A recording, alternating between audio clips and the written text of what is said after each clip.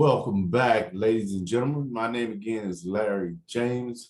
I own a company called Speak with Larry, no spaces.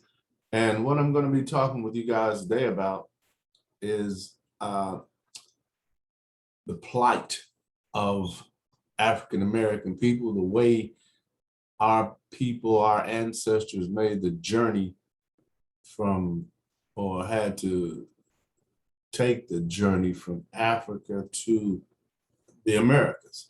Now, again, this information I'm simply sharing as I gain it. And the reason I want to do this is for my own edification, as well as being able to, share some information that I get with people who, would otherwise not have access, or maybe not necessarily have access, but not access this information, because it's great information, especially if you're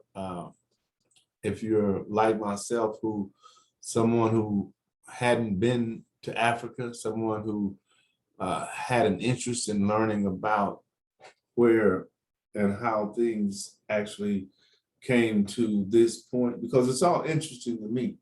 And especially as I get older, it gets more interesting, because I know that for the next generation, it's essential that I share as much information as I possibly can with the next generation. So how do I do that?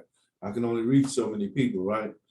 Facts. But I can share information like this via videos, podcasts, and different things I create whenever I want to. And that's what I want to do. So I'm gonna start this one with this is the African American ethnic heritage.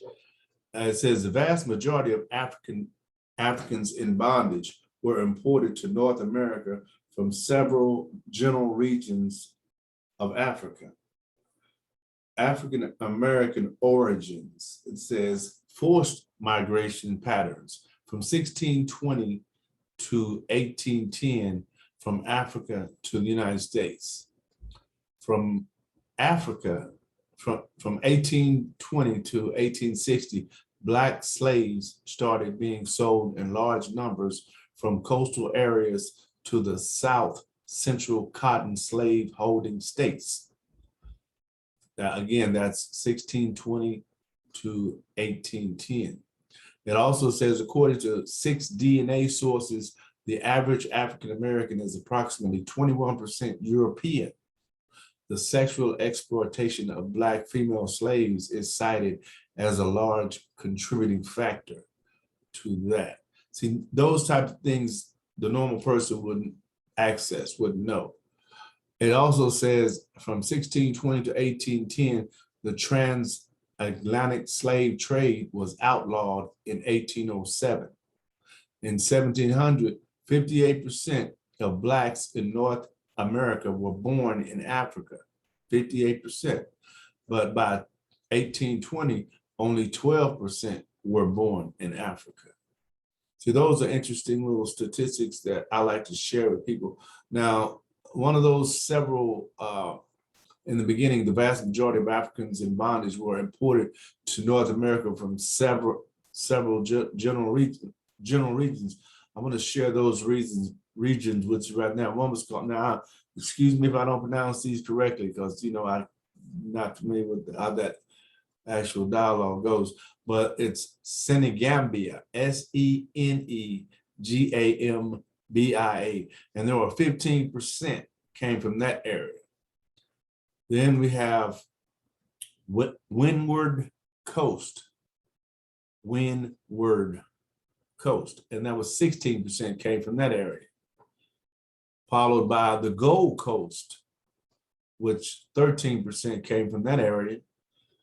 And then Bight of Benin, Bight of Benin, 5% came from that region.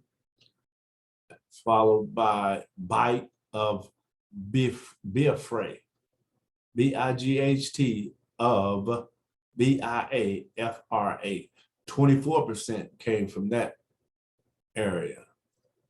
Then we have Congo and Angola, 26% came from that region. So I can read I can give you a little bit more information on each region, but I'll do that in later videos. But I wanted to give you a sample of some of the things I'll be sharing along this journey that I'm taking with you guys in an effort to gain information about my heritage and other people who look like me, their heritage, right? And a host of other things. That's one of the beautiful things about the internet now, is you can just share as much information as you like, and you know, allow not only yourself to understand and get a better perspective, but to allow others as well. So again, that's going to end this video. I appreciate you watching. I hope you're able to get some information and some content that you may or may not have known. And I'll see you on the next video. Again, my name is Larry James. My company is Speak with Larry. And as always, share with someone else what I've shared with you. Bye.